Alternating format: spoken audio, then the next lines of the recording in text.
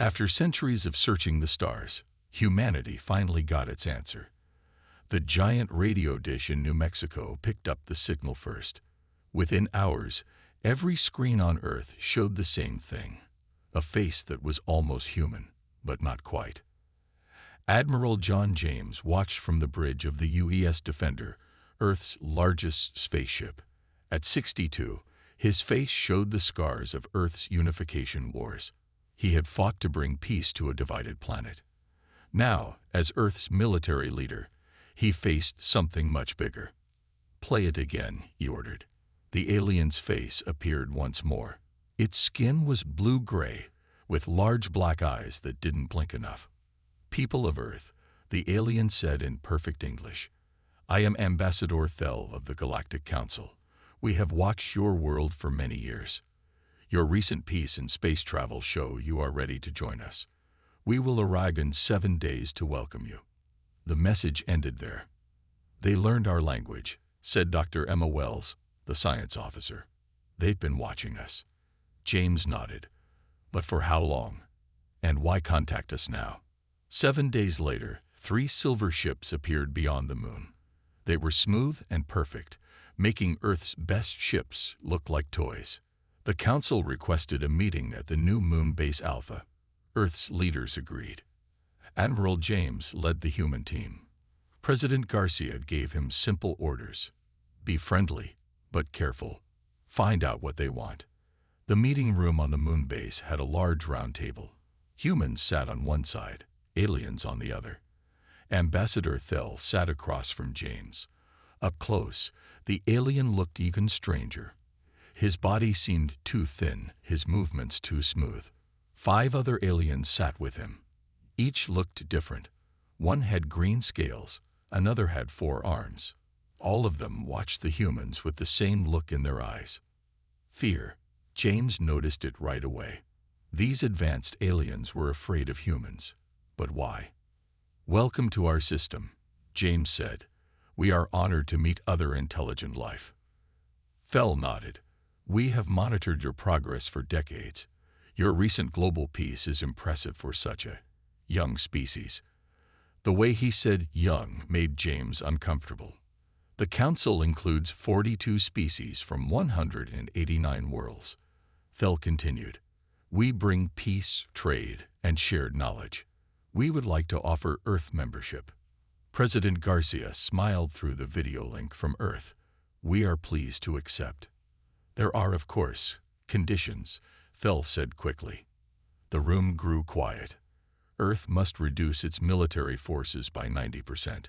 All weapons beyond defense grade must be surrendered.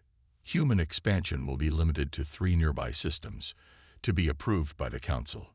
James leaned forward. "That seems extreme for new members." Thel's large eyes fixed on James. "We have studied your history, Admiral. No other Council species has survived 3 near-extinction events. None has fought as many wars. None developed nuclear weapons before space travel." The alien with green scales whispered something, and Thel nodded. "Your planet itself is unique. Predators on every continent, extreme weather, shifting plates causing earthquakes. You evolved in conditions that would kill most Council species." James saw President Garcia frown on the screen. "You're saying we're dangerous because our planet is tough." "We're saying," Thel replied, "that humans adapted to survive conditions that would break other species. This makes you unpredictable." Another alien placed a document on the table. "These are our terms. The Council must protect stability. You will join us as junior members for 200 years. Or what?" James asked. "Or we will be forced to contain your species to this system, for the safety of all." The room exploded with angry voices. James raised his hand for quiet. "Let me understand," he said slowly. "You travel across space to meet us. You say we're welcome in your Council. Then you demand we disarm and stay in our corner. And if we don't, you'll lock us in." Thel's face showed no emotion. "That is correct." James stood up. The other humans followed. "Ambassador, humans don't respond well to threats. We've faced extinction before. We survived. We don't surrender what keeps us safe. Not to nature, not to each other, and certainly not to strangers from the stars. Fell blinked, probably the first time in the whole meeting. We offer you the stars, Admiral. James smiled. It wasn't a friendly smile. No, Ambassador. We'll take the stars ourselves, as equals or not at all. The meeting ended there.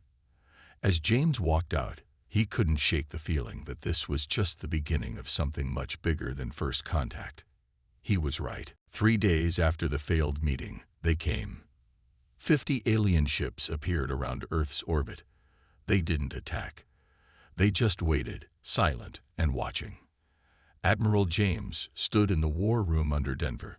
The world's leaders appeared on screens around him. "It's a blockade," he said.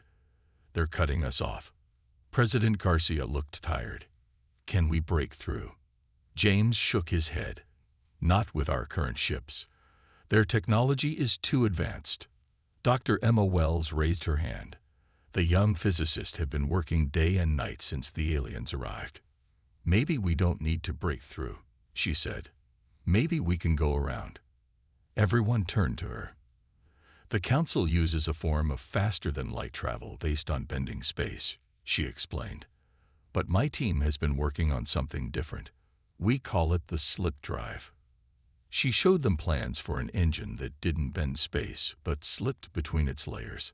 "It's like diving under a fence instead of climbing over it," she said. "Their sensors won't detect it because they're looking for the wrong thing." James studied the plans. "How soon can we build it?" 3 months for a prototype. 6 for a working ship." "Do it," ordered the president. Captain Mark Thomas had never seen anything like the ship before him. It was small, black, and shaped like an arrow. Its name was painted on the side, UES Ghost. "She doesn't look like much," said the engineer beside him. Mark smiled. "She's not supposed to. The whole point is that no one notices her." 6 months of secret work had created humanity's first stealth ship. Now Mark and his crew of 5 would test it against the alien blockade. The launch happened at night from an underwater base in the Pacific. The Ghost rose silently through the waves and headed for space. Mark felt his heart pound as they approached the blockade. 20 alien ships floated ahead, their sensors sweeping space. "Slip drive ready," said his pilot. Mark took a deep breath. "Engage." The world seemed to fold around them. Stars stretched and blurred. There was a moment of complete darkness. Then, they were beyond the blockade, floating free in open space.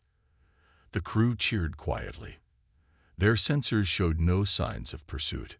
"Set course for HD 85,512, Mark ordered. This was a star with a habitable planet, just far enough from Earth to be useful, but not on any council maps they knew of. Over the next 3 months, Ghost made 12 more trips. Each time, they carried scientists, builders, and supplies to the new colony world they named Haven. On Earth, Admiral James kept the aliens busy with endless talks and minor concessions, all while the real plan moved forward. Dr. Emma improved the slip drive with each journey. By the 4th month, they could build larger ships that carried hundreds of people. By the 6th month, Haven had 5,000 humans building a new home beyond the Council's reach. On the day the first children were born on Haven, Admiral James sat in another meeting with Ambassador Thill. "Your blockade is hurting Earth's economy," James complained, hiding what he really knew. "Remove your weapons, and we will lift it," Thill replied. James watched the alien's confident face. Thill had no idea that humans were already spreading among the stars. While the Council watched Earth's front door, humanity had built a back door and walked right through. That night, as James looked at the stars from his office window, a secure message arrived from Captain Mark. "Second colony established. Named it Defiance. When do we tell them we're already free?" James smiled. "Not yet," he whispered to himself. "Let them think they've won. For now." The real game was just beginning. The great library on the Council homeworld held knowledge from 1,000 civilizations. In a quiet corner, 4 aliens studied human history with growing concern. "It cannot be right," said Vex, a small green alien with 6 fingers on each hand. "No species survives 3 extinction events." But the data didn't lie. Ambassador Thel reviewed it again. First, an asteroid impact that killed most life forms. Then an ice age that nearly froze their planet. Then a plague that killed half their population, Thel said. And still they continued. "They even fought global warming and won," added Krill, the Council's lead scientist. "Most species would have died out." The Council had invited Dr. Alan Reed, a human historian, to explain. They watched him carefully as he entered the room, as if he might attack at any moment. "Thank you for coming, Dr. Reed," said Thel. "We have questions about human history." Reed nodded. "I'll help if I can." Thel showed him the timeline of Earth disasters. "How do humans survive all this?" Reed smiled. "We adapt. It's what we do best." "But the suffering," Krill began. "Made us stronger," Reed finished. "Every disaster taught us something new. The asteroid taught us to watch the skies. The Ice Age taught us to control fire and build shelters. The plagues taught us medicine." The aliens looked at each other with worried eyes. "Our peoples evolved on gentle worlds," Thel explained. "Mild weather, few predators, regular seasons. Earth isn't like that." Reed said, "Earth tries to kill you. Always has." He showed them pictures of Earth's most dangerous places: stormy seas, burning deserts, freezing mountains. "Humans have lived in all these places," Reed said. "We built homes in deserts. We sailed across oceans. We climbed the highest mountains just because they were there." "But why?" asked Vex. "Why take such risks?" Reed thought for a moment. "Because we can. Because each challenge makes us better at facing the next one." The Council members studied the human with new understanding. Their fear made more sense now. Later that day, in Thel's private office, the Council leaders met to discuss their findings. "The human biology report is equally disturbing," said Krill. "Their bodies repair damage that would kill our people. They can lose limbs and survive. Their hearts can be stopped and restarted. And their minds," added Vex. "They create art about disasters. They imagine future problems and prepare for them. They even enjoy stories about their own extinction." Thel stood at the window, looking at the gentle pink sky of his homeworld. For the first time, he wondered if his people had been lucky rather than advanced. "Earth itself is the key," he said quietly. "Our scientists calculated is the most dangerous habitable planet in known space. Its gravity is stronger, its weather more violent, its life forms more aggressive." Humans didn't become dangerous, Krill realized. They had to become dangerous to survive Earth. An urgent message interrupted them. A Council spy ship had detected unusual energy patterns near the edge of human space. "Impossible," whispered Thel as he read the report. "They have established colonies beyond the blockade. 12 of them." The room fell silent. "How?" asked Vex.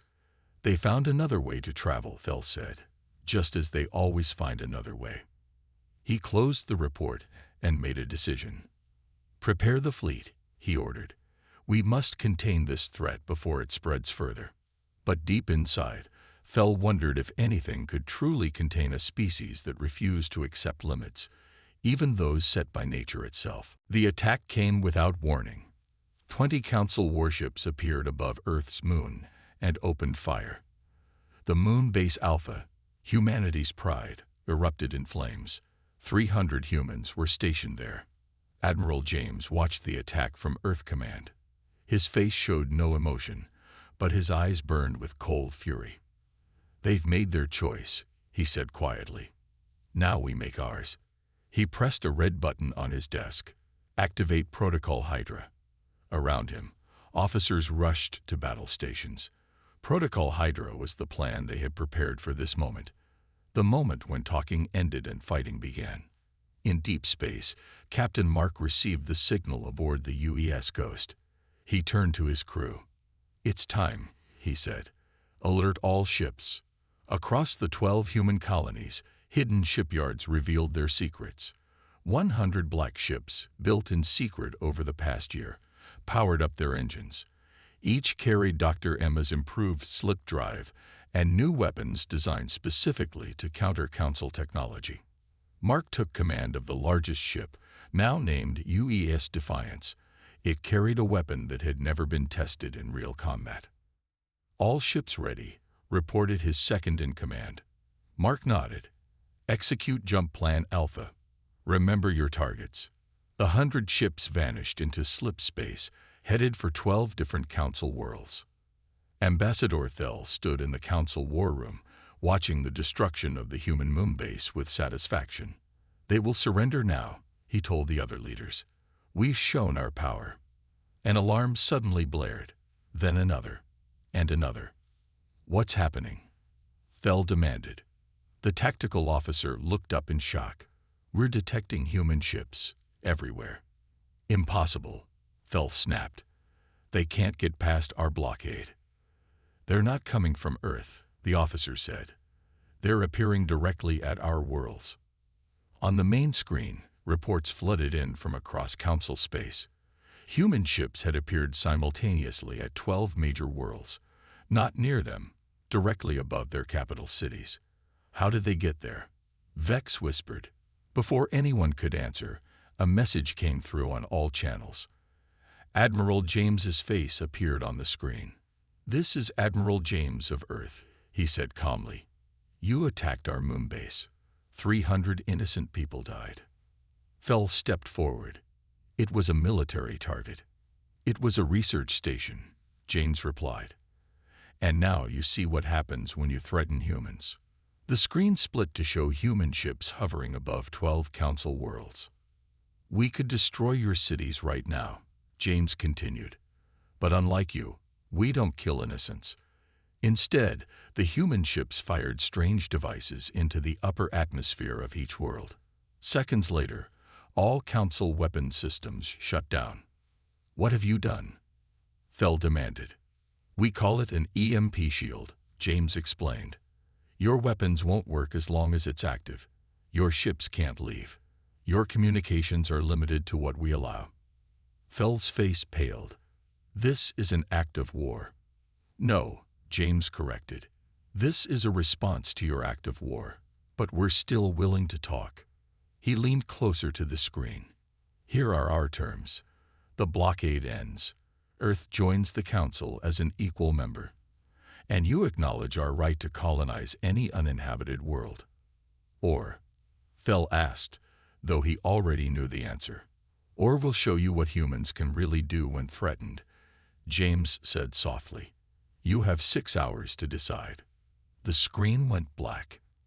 In the silence that followed, Krill turned to Thel. "You said they were dangerous." "You never said they were this dangerous." Thel had no answer. He had made a terrible mistake, and now the entire Council would pay the price. 5 days after the human ultimatum, peace talks began on a neutral space station.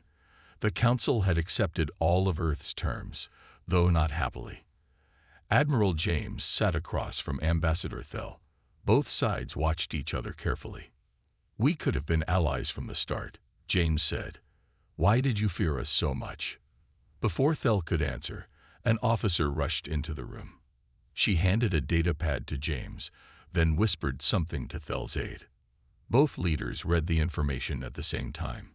Both looked up with the same expression: dread. "You've detected it too," Thel said. It wasn't a question. James nodded. "At the edge of the galaxy. Strange signals, unlike anything we've seen before." Thel took a deep breath. "There is something I must show you, Admiral. The real reason we feared humans." He activated a hologram in the center of the table. It showed a star map of the galaxy, with dates marked every 50,000 years. "Every cycle, it returns," Thel explained. "We call it the Void. It consumes worlds, entire systems, No species has ever stopped it. The hologram showed dark ships, larger than cities, moving through space. The last time it came, it destroyed the oldest civilization in the galaxy. Thel continued. We only know about it because they left warnings. James studied the images. And you thought humans would attract its attention? No, Thel said quietly. We thought you might be like it. Unstoppable. Consuming everything in your path. Dr. Emma, who had joined the human team, spoke up. These signals match patterns I've been studying. They're approaching faster than your records show. The room grew silent as everyone realized what this meant. How long? James asked. 2 years, Emma replied. Maybe less. Thel looked defeated. The cycle is shorter this time. We're not ready. James stood up and walked to the window. Stars stretched out before him, beautiful and now threatened. This is why you wanted us disarmed, he said. You weren't afraid we would fight you. You were afraid we wouldn't fight this. Thel nodded slowly. Council species evolved on peaceful worlds. We build, we trade, we explore. But we are not warriors. And humans are, James finished. Your history is full of war, Thel said. You created weapons that could destroy your own planet. Every peaceful species in the galaxy would have gone extinct facing what you survived. James turned back to the table. You should have just asked for our help. Would you have believed us? Thel asked. Or would you have thought it was a trick? James had no answer for that. Later that day, James met with Dr. Emma and Captain Mark aboard the human ship. Can we beat this thing? James asked. Emma studied the data. The Council's weapons won't work against it. They've tried before and failed. But our technology is different, Mark pointed out. The slip drive works on principles the Void might not understand. Emma nodded. And if we combine our approach with Council science, we might create something new.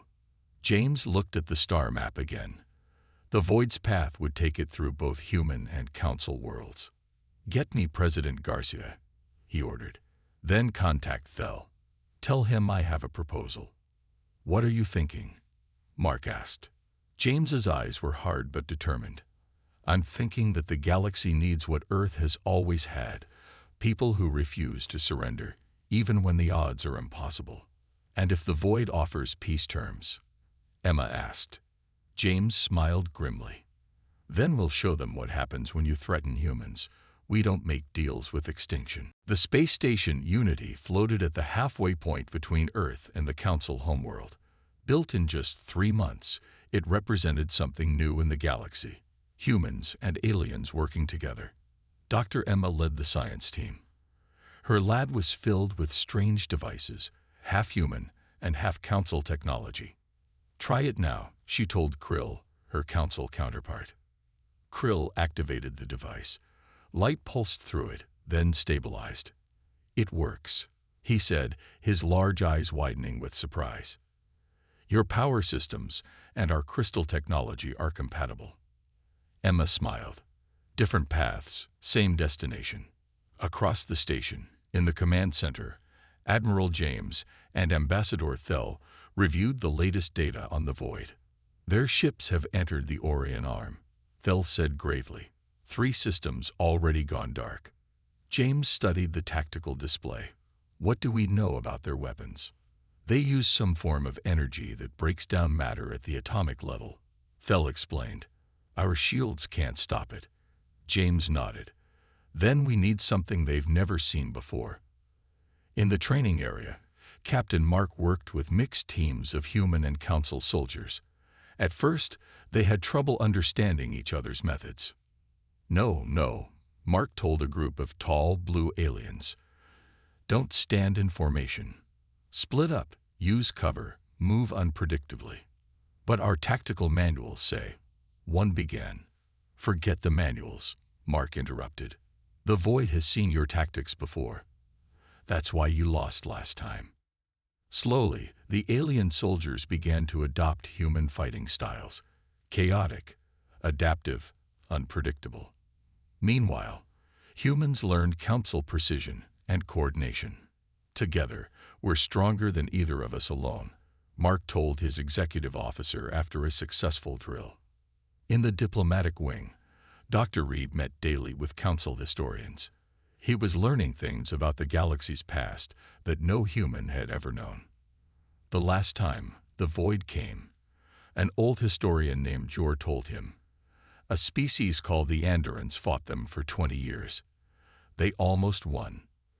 What happened? Reed asked. The void offered them a deal. Surrender half their worlds, keep the rest. They accepted. Jor's voice dropped. The void took all their worlds anyway, one by one. Reed frowned. So making deals with them is pointless. Yes, Jor agreed. But faced with extinction, most species will grasp at any hope. Not humans, Reed said firmly. We're too stubborn to give up. After 6 months of preparation, the first test of their combined technology was ready. A small ship equipped with a human slip drive and council weapons headed toward the outer rim. Its mission: to observe the void up close and report back. Admiral James, Captain Mark, and Dr. Emma gathered in the command center with Thel and Krill to watch the mission feed. The small ship, piloted by both a human and council member, reached the edge of a system the void had entered. Contact, reported the pilot. 3 void ships detected. On the screen, dark shapes moved against the stars. They were massive, at least 5 times larger than the biggest council vessel. They've spotted us, the pilot said, voice tense, taking evasive. The transmission cut off in static. Silence filled the command center. Their first encounter had lasted less than a minute.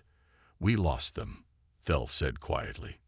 But James was studying the final data burst from the ship. No, he said. They managed to fire the new weapon before they were hit. Look. The screen showed one of the void ships with a small but distinct damage pattern on its hull. We heard it, James said. Maybe not much, but we heard it. That's more than anyone has done in 50,000 years. He turned to face the others. Now we know it can be damage. And if it can be damage, it can be destroyed, Mark finished. For the first time since the threat emerged, a small spark of hope appeared in the room. The path ahead would be hard, but now they knew it was possible. Humans and council members looked at each other with new respect.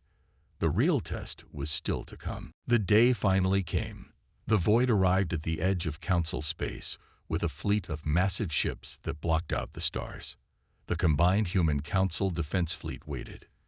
10,000 ships gathered from every world, the largest force the galaxy had ever seen. Admiral James stood on the bridge of the UES Defender, now rebuilt with both human and council technology. Beside him were Ambassador Thel, Captain Mark, and Dr. Emma. They're sending a message, said the communications officer. A deep, hollow voice filled the bridge. It sounded ancient and cold as space itself. We are the void. We have consumed galaxies for millions of years. Resistance is temporary. Extinction is inevitable. James glanced at Thel, who looked pale but determined. We offer terms, the voice continued. Surrender Earth and 10 council worlds of our choosing. The rest will be spared, for this cycle. The bridge fell silent. Everyone knew what this meant. Billions of lives traded for billions more. The council must discuss this, Thel said quietly. No, James replied, his voice firm. There's nothing to discuss. He stood and faced the view screen. This is Admiral James of Earth. We reject your terms. Humans don't make deals with extinction. You speak for the council as well. The void's voice seemed surprised. Before Thel could answer, James continued. We speak for all free beings in this galaxy, and we say, no more. This cycle ends today. He cut the transmission and turned to his crew. Launch Operation Lightbringer. Across the fleet, engines flared to life. This wasn't just a battle. It was the culmination of a year's work combining human determination with council knowledge. First wave, engage slip drives. ordered Captain Mark. 500 ships vanished and reappeared behind the Void's fleet. The battle had begun. At first, it seemed hopeless. The Void's weapons cut through ships like they were paper. Their hulls absorbed damage that would destroy normal vessels. But the humans had brought something new to this ancient war: unpredictability. Pattern Alpha, James ordered. Ships scattered in seemingly random directions, confusing the Void's targeting systems. Meanwhile, Dr. Emma watched from her station, where a countdown timer ran on her screen. "Power levels at 95%, she reported. "The shield disruptor will be ready in 3 minutes." This was their secret weapon, a device that combined human EMP technology with Council crystal energy, designed to disable the Void's defenses all at once. "We need to get closer to their command ship," Emma said. "Right in the middle of their fleet." James nodded. "Mark, prepare for final approach. All ships covering pattern Delta." The human ships formed a protective ring around the Defender as it pushed toward the heart of the Void's fleet. Explosions surrounded them. Ships on both sides fell. The Defender took heavy damage. 1 minute to firing range, Mark reported as alarms blared. A direct hit rocked the bridge. Systems failed across the ship. "Manual targeting only," Emma said, not looking up from her work. 30 seconds. Another blast. Half the bridge went dark. 10 seconds. James looked at Thel. "For both our peoples." Thel nodded. "Together." "Fire," Emma shouted. A pulse of energy unlike anything seen before erupted from the Defender. It spread in a wave, washing over the Void ships. Their lights flickered, then dimmed. "All units, attack now," James ordered. The combined fleet surged forward, weapons blazing. This time, their shots penetrated the Void's hulls. One by one, the massive dark ships began to fall.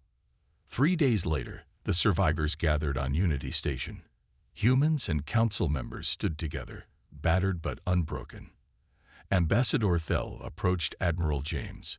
"In all our history, no one has ever defeated the Void, until humans showed us how to fight." James shook his head. "Not just humans, all of us together." "Perhaps," Thel said with a small smile. "But it was your refusal to surrender that made the difference. The galaxy needed that more than it knew."